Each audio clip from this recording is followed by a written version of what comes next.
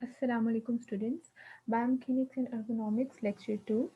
आज हम लोगों ने दो टॉपिक्स पढ़ने हैं। एक है स्केपुलो-ह्यूमरल रिदम के बारे में और एक है लोड्स ऑन शोल्डर। फर्स्ट हम बात करेंगे हमारे शोल्डर जॉइंट और शोल्डर कॉम्प्लेक्स में जो डिफरेंट आर्टिकुलेशंस हैं, सब पे डिफरेंट लोड्स एक्ट कर रहे होते हैं। ख़ास तौर पे अगर हम बात करें ग्लीनो-ह्यूमरल जॉइंट पे, क्योंकि ग्लीनो-ह्यूमरल जॉइंट पे मूवमेंट भी बहुत ज़्यादा प्रोड्यूस हो रही है, उसमें रेंजेस भी बहुत ज़्यादा हैं। इसी तरह हम इसको में बताएंगे कि ग्लीनो-ह्यूमरल जॉइंट पे जब भी मूवमेंट आ रही है तो बाकी जॉइंट्स भी कंट्रीब्यूट करते हैं उस मूवमेंट को कंप्लीट करने में। ठीक है। और अगर दूसरे जॉइंट्स की इन्वॉल्वमेंट ना हो पाए या वो जॉइंट्स हाइपोमोबाइल हों तो अल्टीमेटली आपकी ग्लीनो-ह्यूमरल जॉइंट की मूवमेंट भी प्रॉपर पॉसिबल नहीं हो पाएगी। ठीक है। जिस तरह से जब भी हम शोल्डर जॉइंट की एबडक्शन करते हैं तो हमारा स्केपुला भी मूव करता है। ठीक।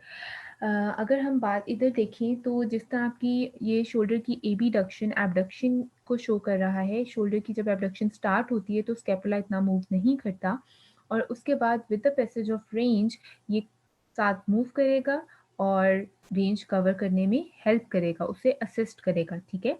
तो इसमें ये नहीं है कि आप शोल्डर को लेके जा रहे हैं एबडक्शन की तरफ और सिर्फ आपका ह्यूमरस मूव कर रहा है या ग्लीनो ह्यूमरल जॉइंट पे मूवमेंट आ रही है, बल्कि स्केपुला भी मूव करता है और आप इसको कह सकते हैं कि स्केपुलोथोरेसिक जॉइंट पे भी मूवमेंट आ रही होती है। अब कितनी मूवमेंट आती है और ह्यूमरस कितना मूव करता है और स्केपुला कितना मूव करता है, इसको हम स्टडी करेंगे एक रिदम में जिसको कहते हैं स्केपुलो-ह्यूमरल रिदम। ठीक है। Starting position 0 to 30 degree of shoulder abduction. हम लोग शोल्डर एबडक्शन की बात करेंगे। वैसे तो शोल्डर की फ्लेक्शन में भी स्केपुला का रोल है, लेकिन ये जो प्रॉपर स्केपुलो ह्यूमरल रिदम का जिक्र होता है वो आपकी शोल्डर की एबडक्शन में इसको ज़्यादा वाज़े तौर पे देखा भी जाता है, डिस्कस भी किया जाता है। तो जब स्केपुलो ह्यूमरल रिदम का जिक्र हो तो आपने इसको शोल्डर की एबडक्शन के साथ रिलेट करना है। वो किस तरह से? स्टार्टिंग में जब भी आप स्टार्ट करते हैं 0 टू 30 डिग्री तक आपकी स्केपुला जो है वो बहुत कम मूव करती है और आपके जो ह्यूमरस या ग्लीनो ह्यूमरल जॉइंट है वो 5 टाइम्स ज़्यादा मूव करता है as compare to your scapula. ठीक है। उसके बाद 30 टू 60 डिग्रीज जो आपकी शोल्डर की एबडक्शन है उसमें आपका ग्लीनो ह्यूमरल जॉइंट जो है वो डबल मूव करता है as compare to your scapula. फिर आपकी 60 टू 120 डिग्री आ जाती है। अब 60 टू 120 डिग्री में आपका जितना ग्लीनो ह्यूमरल जॉइंट पे मूवमेंट आ रही है उतना ही स्केपुला मूव करेगा और मतलब बिल्कुल इक्वली उन दोनों का रोल डिवाइड हो जाता है ड्यूरिंग 60 टू 120 डिग्री। ठीक है। फिर उसके बाद 120 डिग्री टू 180 डिग्री अब इसने कंप्लीट करनी है अपनी रेंज। फिर से ह्यूमरस पे या ग्लीनो ह्यूमरल जॉइंट पे डबल लोड आ जाता है या डबल वो रेंज गेन करता है as compare to your scapula. ठीक है। इसी तरह से ये इसको टेक्स्ट फॉर्म में भी बताया गया है वही स्केपुलो-ह्यूमरल रिदम को। अगर इस पिक्चर को आपने देखना है तो आपने ये बिल्कुल भी नहीं सोचना कि 180 डिग्री जो शोल्डर की एबडक्शन है उसमें फर्स्ट 60 स्केपुला करा रहा है और बाद वाली ह्यूमरस करवा रहा है, ऐसे बिल्कुल भी नहीं है। ये ओवरऑल परसेंटेज बता रहा है। अगर हम स्केपुलो-ह्यूमरल रिदम की बात करें तो वो 1:2 होती है, स्केपुला 1 और ह्यूमरस ओवरऑल ट्वाइस उसको कंट्रीब्यूट करता है शोल्डर की एबडक्शन में। ठीक है। तो ये इस तरह बता रहे हैं कि जब भी शोल्डर की हमने एबडक्शन करनी है तो आपके ग्लीनो ह्यूमरल जॉइंट पे 120 डिग्री तक रोटेशन आती है और आपके ह्यूमरस पे जो है वो 60 डिग्री वो रोटेट करता है या आप कह सकते हैं मूवमेंट अलाउ करता है। ठीक है।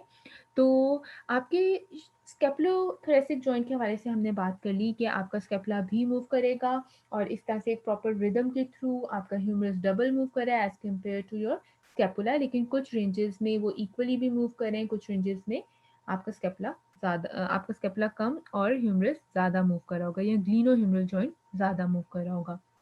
फर्दर अगर हम बात करें तो आपकी क्लेविकल भी मूव करती है, आपकी एक्रोमियोक्लेविकुलर जॉइंट में भी मूवमेंट आ रही होती है। सिंपली अगर आप अपनी क्लेविकल को पैल्पेट करें और शोल्डर की एबडक्शन करने की कोशिश करें 90 डिग्री तक। ठीक है। तो आपको फील होगा कि आपकी क्लेविकल एलिवेट हो रही है। ठीक है। और अगर आप अपने एक्रोमियोक्लेविकुलर जॉइंट को पैल्पेट करें और फिर आप 0 टू 30 डिग्री तक इवन लेके जाएं एबडक्शन करें शोल्डर की, तो आपको फील होगा कि आपके एक्रोमियोक्लेविकुलर जॉइंट में रोटेशन का एलिमेंट आ रहा है, ठीक है। तो यही बात है कि आपकी शोल्डर कम्प्लेक्स में सिर्फ ग्लिनोह्यूमरल जॉइंट नहीं बल्कि बाकी जॉइंट्स की भी इन्वॉल्वमेंट होती है। अगर आपकी क्लेविकल हाइपोमोबाइल है, आपका स्टर्नोक्लेविकुलर जॉइंट प्रॉपर्ली मूव नहीं कर रहा, तो आपकी क्लेविकल और स्केपुला दोनों की जो मोबिलिटी है वो कम हो जाएगी। अगर आपकी स्केपुला की मोबिलिटी कम हो रही है तो अल्टीमेटली 180 डिग्री तक शोल्डर की एबडक्शन को अचीव करना भी पॉसिबल नहीं रहेगा। तो जब भी हम लोग शोल्डर की बात करते हैं, हमारे पास शोल्डर का पेशेंट आता है तो उसमें सिर्फ ग्लिनोह्यूमरल जॉइंट पे मोबिलाइजेशन, मैनिपुलेशन या सिर्फ आपके शोल्डर जॉइंट के मसल्स को चेक करना या उनको ट्रीट करना काफ़ी नहीं होता जब तक कि हम अपने पूरे शोल्डर कम्प्लेक्स को देख ना लें और ट्रीट ना कर लें, ठीक है। अगर हम मूवमेंट्स ऑफ स्केपुला की बात करें तो इसमें आपकी एलिवेशन आ जाती है, डिप्रेशन ऑफ स्केपुला आ जाती है। जब स्केपुला की प्रोट्रैक्शन आ रही है तो स्केपुला जो है वो दोनों away from each other move कर रहे हैं, तो इसको एबीडक्शन, एबडक्शन ऑफ स्केपुला भी कहते हैं। और जब वो टुवर्ड्स ईच अदर मूव करते हैं तो उसको एडक्शन ऑफ स्केपुला भी कहते हैं। जब आपके आर्म की एलिवेशन आ रही है तो उसमें आपका स्केपुला जो है सुपीरियरली और लेटरली मूव करता है, जिसको अपवर्ड रोटेशन ऑफ स्केपुला कहते हैं। और जैसे ही वो अपनी ओरिजिनल पोजीशन में वापस आता है तो वो मीडियली और इंफीरियरली आएगा, तो उसको डाउनवर्ड रोटेशन ऑफ स्केपुला कहते हैं, ठीक है। ये डिफरेंट मसल्स हैं स्केपुला के जिनको हमने पहले भी जिक्र किया था, किस तरह से ये कंट्रीब्यूट करें शोल्डर जॉइंट की स्टेबिलिटी में। ये सारे मसल्स बताए हुए हैं कि एलिवेशन में कौन से इन्वॉल्व हो रहे हैं, मीडियल या एडक्शन में या मीडियल साइड पे आने में कौन से इन्वॉल्व हो रहे हैं, एबडक्शन या प्रोट्रैक्शन रिट्रैक्शन में कौन से इन्वॉल्व हो रहे हैं, ये सारी चीज़ें आपको सामने गिवन है। आप आपके जो अपवर्ड रोटेशन में कौन से मसल्स इन्वॉल्व हो रहे हैं वो ये हैं, डाउनवर्ड रोटेशन में ये वाले मसल्स इन्वॉल्व हो रहे हैं। जब भी हम ओवरहेड फ्लेक्शन या एबडक्शन करते हैं तो आपके कौन से मसल्स इन्वॉल्व होते हैं, जो आपका स्केपुला है वो अपवर्ड रोटेशन करता है और उसमें आपके ट्रेपीजियोसिस रेडियस इंटीरियर मसल्स इन्वॉल्व होते हैं, ठीक है। अगर हम बात करें शोल्डर जॉइंट पे लोड्स की, तो ये क्या है शोल्डर जॉइंट, बेसिकली आपके डिफरेंट जो आर्टिकुलेशंस हैं उन पे भी लोड आ रहा होता है, लेकिन ग्लिनोह्यूमरल जॉइंट की हम स्पेसिफिकली बात करते हैं। तो इसमें शोल्डर जॉइंट की अगर लोड्स के हवाले से बात करें तो पहले मैं इसको एक्सप्लेन करती हूँ कि किस तरह से हमें देखना है। अगर हम बात करें सिंपली लिवर्स में, या आपने काइनी वन में पढ़ा था हीव स्टैंडिंग, यॉर्ड स्टैंडिंग, उसमें लिवर्स का कॉन्सेप्ट, ये सारी चीज़ें आपने पढ़ी थी।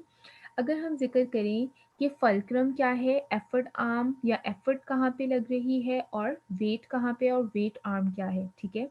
तो ये आपका फल्क्रम है, ये आपका वेट है, आपने कोई भी हैंड में हैवी ऑब्जेक्ट उठाया है, ये आपका वेट है, ठीक है, वेट और ये फल्क्रम, ठीक है। और एफर्ट क्या होगी, एफर्ट है कि अगर शोल्डर पे एबडक्शन हुई हुई है तो एबडक्टर मसल्स, ठीक है, मीडियल डेल्टॉइड की हम बात कर लेते हैं। वैसे तो इसमें और भी मसल्स आ जाते हैं, सुपरास्पाइनेटिस भी आ जाता है, सीरेटस इंटीरियर और भी मसल्स इन्वॉल्व होते हैं जो कि डिफरेंट रेंजेस में हेल्प आउट कर रहे होते हैं। अगर हम डेल्टॉइड की बात करें, ठीक, ये आपका आ गया वेट, ठीक, ये फल्क्रम और ये डेल्टॉइड मसल है, मीडियल डेल्टॉइड, ठीक है। डेल्टॉइड मसल से फल्क्रम तक जो डिस्टेंस है वो है आपका एफर्ट आर्म, ठीक है।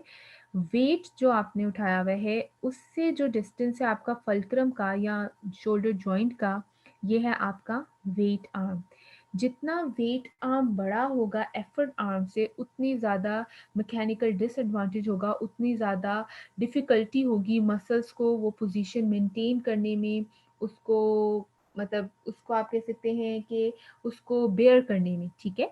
तो अगर तो यही जो है वो जॉइंट जो उसने बिल्कुल एक्सटेंड किया हुआ है एल्बो को फ्लेक्स कर देगा। जब वो एल्बो को फ्लेक्स कर देगा उसके बाद उसका जो वेट है वो दरमियान में आ गया, सेंटर में आ गया। अब जो उसका वेट आर्म है वो सिर्फ यहाँ से लेके एंड तक, फल्क्रम तक या आप कह सकते हैं शोल्डर जॉइंट तक रह गया। अब इसका वेट आर्म कम हो गया तो अल्टीमेटली इस पोजीशन को होल्ड करना भी आसान होगा, ठीक है।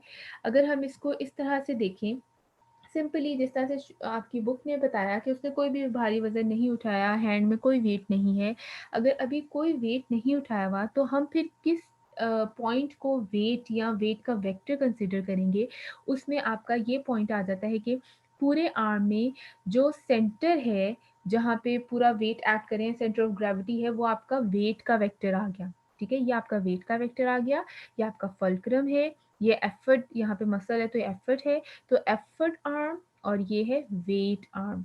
ठीक है, ये अब आपका वेट आर्म आ गया, ठीक है, सेंटर में। ठीक। अच्छा, जब हम लोग इसको फ्लेक्स कर देंगे, ये आपका समझ लें यहाँ पे है या थोड़ा सा इधर है, ये आपका आ गया एक्सटेंडेड में आपका वेट, और ये वेट आर्म बन गया।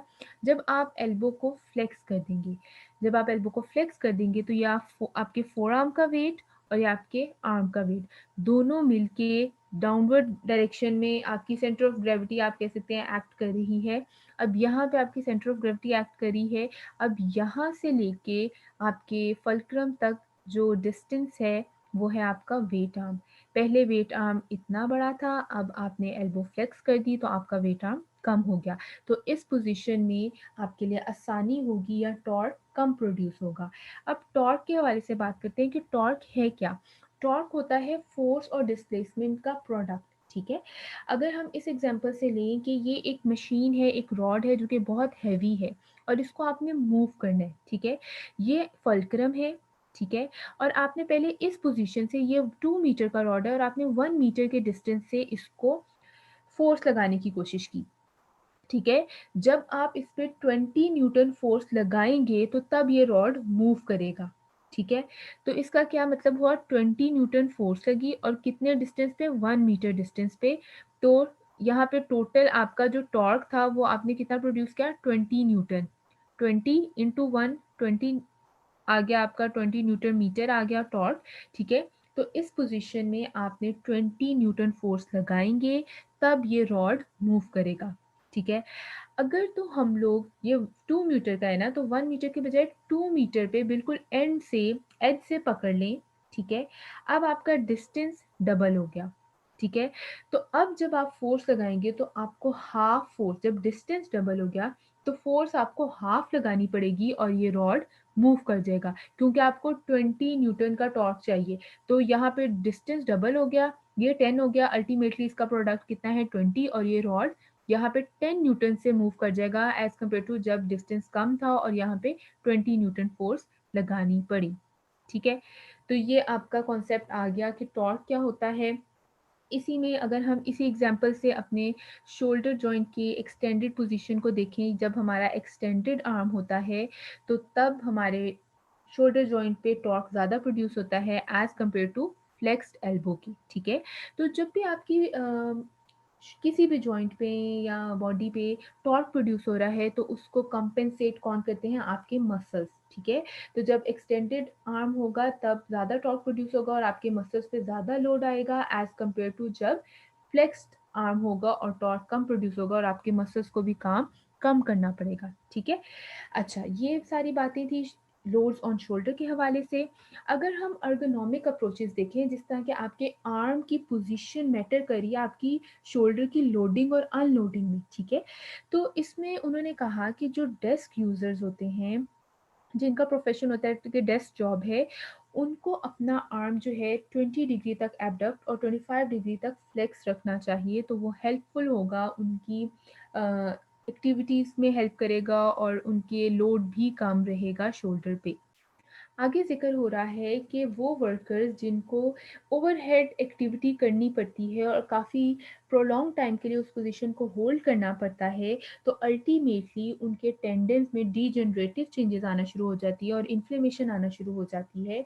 तो किसी भी, आप कह सकते हैं, स्ट्रक्चर को ओवर यूज़ किया जाएगा तो अल्टीमेटली उसमें आप कह सकते हैं कि खराबी आएगी। ठीक है, तो इसी तरह से अगर ओवर यूज हो रहा है किसी भी मसल, टेंडन, लिगामेंट या किसी जॉइंट का, तो अल्टीमेटली ओवर यूज इंजरीज भी हो सकती हैं, जिनको हमने नेक्स्ट लेक्चर में इंशाल्लाह डिस्कस करना है।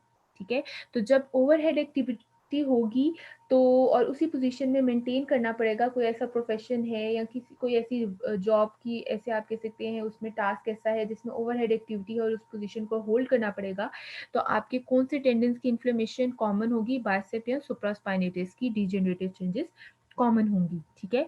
आगे एक और पॉइंट जो कि इन्होंने बताया है वो क्या है कि जब भी हमने शोल्डर की एबडक्शन करनी है, एबीडक्शन करनी है, तो इसमें डेल्टॉइड जो है उसने तो आपको एबडक्शन में, वो एबडक्टर मसल है, उसने अपर डायरेक्शन में फोर्स अप्लाई करनी है।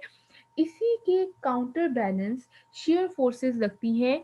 रोटेटर कफ जो फोर्सेस अप्लाई कर रहा है वो डाउनवर्ड डायरेक्शन में कर रहा है। डेल्टॉइड अपर डायरेक्शन में, रोटेटर कफ डाउनवर्ड डायरेक्शन में।